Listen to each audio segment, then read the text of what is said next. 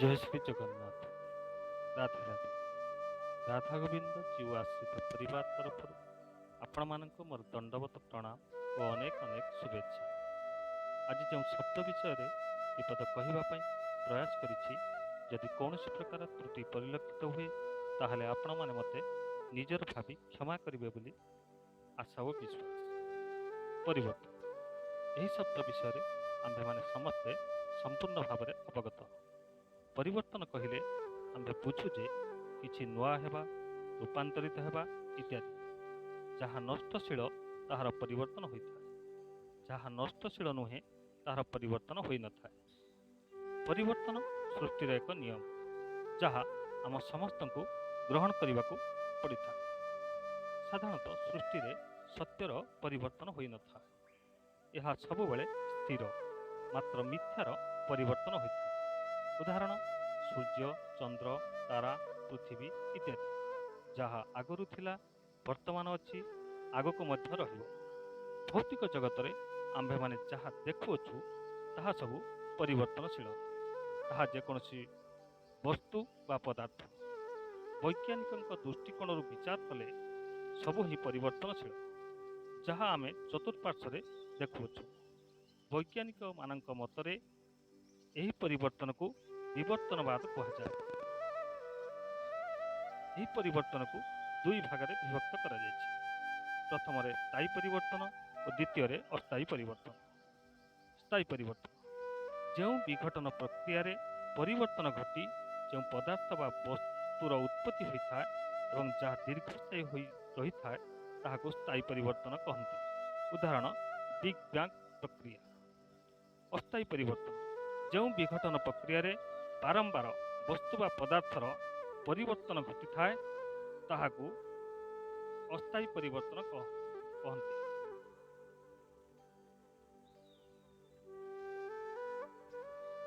ପ୍ରସିଦ୍ଧ ବ୍ରିଟିଶ ବୈଜ୍ଞାନିକ ଚାର୍ଲସ ଡାରୱିନଙ୍କ ଦ୍ୱାରା ରଚନା କରାଯାଇଥିବା ସର୍ବଶ୍ରେଷ୍ଠ ପୁସ୍ତକ, ଯାହାର ନାମ ଦି ଅରିଜିନ୍ ଅଫ୍ ସ୍ପେସ୍, ସୃଷ୍ଟିର ସଂରଚନା, ଏହି ପୁସ୍ତକରେ ଦର୍ଶାଇଛନ୍ତି ଯେ ପ୍ରଥମେ ଏକକୋଷୀ ପ୍ରାଣୀ, ତାର ପରିବର୍ତ୍ତନ ଘଟି ମେରୁଦଣ୍ଡବିହୀନ ପ୍ରାଣୀ, ଏଭଳି ଭାବରେ ପରିବର୍ତ୍ତନ ଘଟି ମନୁଷ୍ୟର ସୃଷ୍ଟି ହୋଇଛି।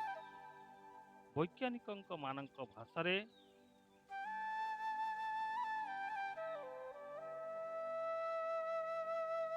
ଏହାକୁ ବିବର୍ତ୍ତନବାଦ କହନ୍ତି। ଯଦି ଆମ୍ଭେମାନେ ପୌରାଣିକ ମତ ଅନୁସାରେ ବିବେଚନା କରିବା, ବ୍ରହ୍ମା ହେଲେ ସୃଷ୍ଟିକର୍ତ୍ତା। ଯଦି ପ୍ରଶ୍ନ ଆସେ ବ୍ରହ୍ମାଙ୍କୁ ସୃଷ୍ଟି କିଏ କରିଥିଲେ କିମ୍ବା ବ୍ରହ୍ମାଙ୍କର ପିତା କିଏ, ତାହେଲେ ବିଷ୍ଣୁ ହେଉଛନ୍ତି ସୃଷ୍ଟିର ମୂଳ ସ୍ରଷ୍ଟା। ଆମ୍ଭେମାନେ ସମସ୍ତେ ଜାଣିଛୁ ଭଗବାନ ବିଷ୍ଣୁଙ୍କର 10 ଅବତାର ବିଷୟରେ, ଯଥା ମତ୍ସ୍ୟ, କୁର୍ମ, ବରାହ, ବାମନ, ପରଶୁରାମ, ରାମ ଇତ୍ୟାଦି। ଏହି ଅବତାର ବିବର୍ତ୍ତନବାଦର ଉଦାହରଣ। ଯଦି ଆମ୍ଭେମାନେ ଭଗବାନଙ୍କର ଏହି ଅବତାରକୁ ଲକ୍ଷ୍ୟ କରିବା ତାହେଲେ ଜାଣିପାରିବା ପ୍ରସିଦ୍ଧ ବୈଜ୍ଞାନିକ ଚାର୍ଲସ ଡାରୱିନଙ୍କ ବିବର୍ତ୍ତନବାଦ ବା ଦି ଅରିଜିନ୍ ଅଫ୍ ସ୍ପେସ୍ ସହ ଥିବା ସାମଞ୍ଜସ୍ୟତାକୁ। ତେଣୁ ଆମ ପୁରାଣ ଶାସ୍ତ୍ର ମାନଙ୍କରେ ବର୍ଣ୍ଣନା କରାଯାଇଥିବା କଥା ବୈଜ୍ଞାନିକମାନଙ୍କ ତଥ୍ୟ ସହିତ ସମ୍ପୂର୍ଣ୍ଣ ଭାବରେ ମେଳ ଖାଇଥାଏ। ସୃଷ୍ଟିରେ ପରିବର୍ତ୍ତନ ହିଁ ଅବଶ୍ୟମ୍ଭାବୀ। ଆଜିକାଲିର ଦୁନିଆରେ ଆମ୍ଭେମାନେ ସବୁବେଳେ ପରିବର୍ତ୍ତନ ଚାହୁଁ, ତାହା ନୈତିକତା ମୂଲ୍ୟବୋଧ, ରାଜନୈତିକ ମୂଲ୍ୟବୋଧ ଅଥବା ଅର୍ଥନୈତିକ ମୂଲ୍ୟବୋଧ। ଆମ୍ଭେମାନେ ସବୁବେଳେ ଅନ୍ୟର ଦୋଷ ଦୁର୍ବଳତା ଓ ତାର ପରିବର୍ତ୍ତନ ଚାହୁଁ, ତାହା ଘରେ ହେଉ କିମ୍ବା ବାହାରେ। ରାଜନୈତିକ ମୂଲ୍ୟବୋଧ, ଆମ୍ଭେମାନେ ସବୁବେଳେ ରାଜନୀତି ସହିତ ସଂଶ୍ଳିଷ୍ଟ ଥିବା ବ୍ୟକ୍ତିଙ୍କର ସଚୋଟପଣିଆ, ଚରିତ୍ର, ସେବା ମନୋଭାବ, ଆଦର୍ଶ ବିଚାର ଏବଂ ବ୍ୟକ୍ତିର ଦୂରଦୃଷ୍ଟି ଉପରେ ଆଲୋଚନା ଓ ପର୍ଯ୍ୟାଲୋଚନା କରିଥାଉ। କିନ୍ତୁ ଆମ୍ଭେମାନେ ଭୁଲି ଯାଉ ଯେ ଆମ୍ଭେମାନେ କେତେ ମାତ୍ରାରେ ଏହିସବୁ ଗୁଣରେ ସେମାନଙ୍କ ଠାରୁ ଆଗରେ। ତାହା ବିଶ୍ଳେଷଣ କରିବା ଜରୁରୀ। ଆମ୍ଭେମାନେ କୌଣସି ବ୍ୟକ୍ତିଙ୍କୁ ଅଙ୍ଗୁଳି ନିର୍ଦ୍ଦେଶ କରିବା ଆଗରୁ ନିଜକୁ ସମୀକ୍ଷା କରିବା ଆବଶ୍ୟକ। ନୈତିକତା ମୂଲ୍ୟବୋଧ। ନୈତିକତା ମୂଲ୍ୟବୋଧ କହିଲେ ଆମ୍ଭେ ବୁଝୁ ଯେ ସଂସ୍କାର, ନୀତି, ଆଦର୍ଶ, ପରମ୍ପରା ଓ ଧର୍ମରେ ପରିଚାଳିତ ହେବା। ଆମ୍ଭେମାନେ ସବୁବେଳେ ଅନ୍ୟର ନୀତି ଆଦର୍ଶରେ ପରିଚାଳିତ ହେବାକୁ ପସନ୍ଦ କରୁ। କିନ୍ତୁ ଯେଉଁ ପରମ୍ପରା ନୀତି ଆଦର୍ଶ ସଂସ୍କାର ପରିବାର ମଧ୍ୟରେ ପୁରୁଷାନୁକ୍ରମେ ଚଳି ଆସୁଛି ତାକୁ ଗ୍ରହଣ କରିବାକୁ ନାରାଜ। ସେଥିପାଇଁ ଗୀତାରେ ଭଗବାନ ଶ୍ରୀକୃଷ୍ଣ କହିଛନ୍ତି ସ୍ୱଧର୍ମେ ନିଧନଂ ଶ୍ରେୟ ପରଧର୍ମ ଭୟାବହ। ଅର୍ଥନୈତିକ ମୂଲ୍ୟବୋଧ। ଆଜିକାଲିର ସମାଜରେ ଅର୍ଥନୈତିକ ବ୍ୟବସ୍ଥା ଗୁରୁତର ସମସ୍ୟା ସୃଷ୍ଟି କରିଛି।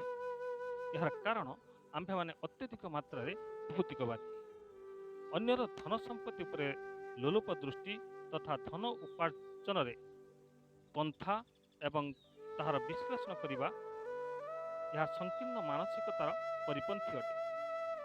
ଆମ୍ଭେମାନେ ସବୁବେଳେ ଅଳ୍ପ ପରିଶ୍ରମ କରି ଅଧିକ ଅର୍ଥ ଉପାର୍ଜନର ପନ୍ଥା ଆପଣାଇବା ପାଇଁ ପସନ୍ଦ କରିଥାଉ। ସେ ପନ୍ଥା ଯେତେ ମାତ୍ରାରେ କଳୁଷିତ ଅଥବା କଣ୍ଟକିତ ହେଲେ ହେଉ ପଛେ, ଭଗବାନ ଆମକୁ ଯେତେ ସଂସାଧନ ଦେଇଛନ୍ତି ତାହାକୁ ସଠିକ୍ ଭାବରେ ବିନିଯୋଗ କରିପାରିଲେ ଆମ୍ଭମାନଙ୍କୁ ଆନନ୍ଦ ମିଳିପାରିବ। କିନ୍ତୁ ଆମ୍ଭେମାନେ ଏତେ ମାତ୍ରାରେ ଭୌତିକବାଦୀ ଯେ ମାନସିକ ଶାନ୍ତିକୁ ହରାଇ ବସିଛୁ।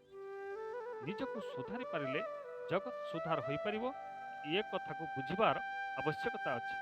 ଆସନ୍ତୁ ଜାଣିବା ଏକ ସୁନ୍ଦର କାହାଣୀ ମାଧ୍ୟମରେ। ଏକଦା ଗୋଟିଏ ସହରରେ ଜଣେ ଦମ୍ପତି ବସବାସ କରୁଥିଲେ। ପରିବାର କହିଲେ ସ୍ୱାମୀ, ସ୍ତ୍ରୀ ଓ 5 ବର୍ଷର ପୁଅଟିଏ। ଛୋଟ ପରିବାର, ସୁଖୀ ପରିବାର। ବ୍ୟକ୍ତି ଜଣକ ଏକ ମଲ୍ଟିନେସନାଲ କମ୍ପାନୀରେ ଉଚ୍ଚ ଦରମାରେ ଚାକିରି କରୁଥିଲେ।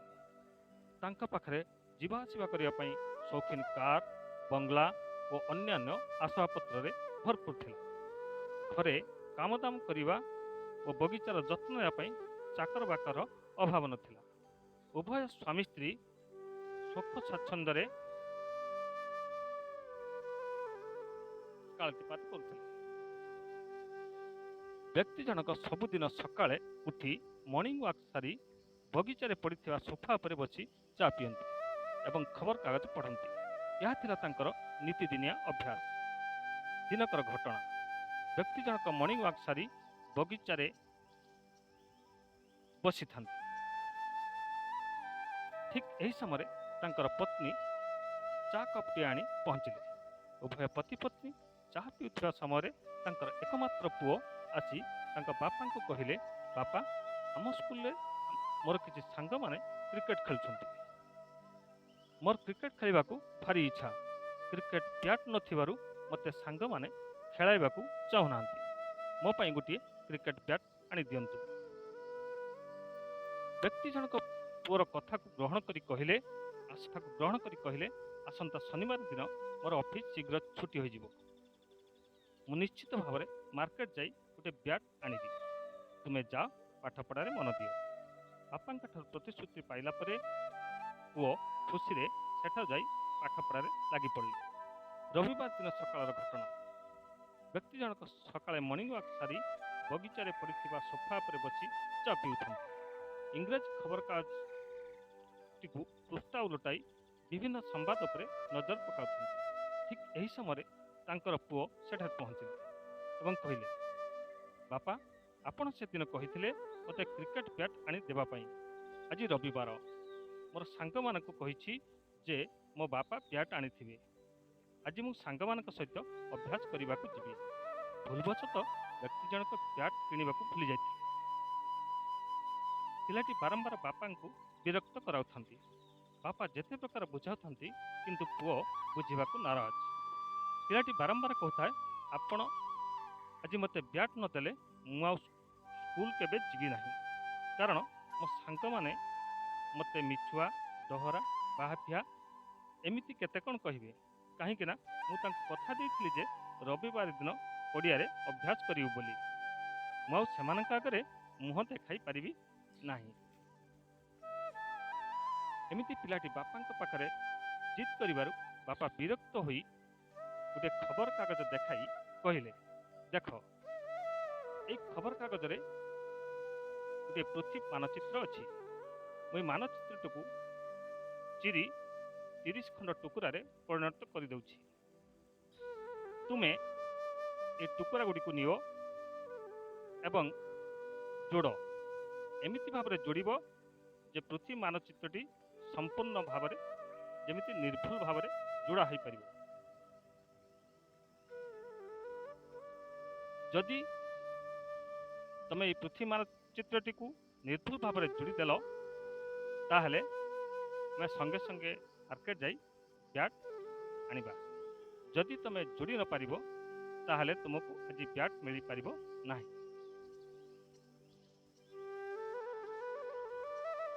व्यक्ति जनक भाविथिले जे पिलाटी केबे हेले ठीक भाव में जोड़ी पारिबो नाही।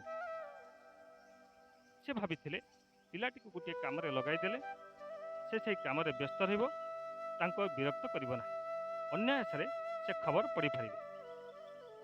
किंतु आश्चर्यर कथा पिलाटी 5 मिनिट भितर पृथ्वी मानचित्र को निर्भुल भाव में जोड़ी आनी बापा पाखरे पहुँचिले एवं कहले देखंतु ना ठीक अछि कि नाही। व्यक्ति जनक जहाँ देखिले तांका आखि खुशी हो गला। पिलाटी निर्भुल भाव में पृथ्वी मानचित्र को जोड़ी देछि।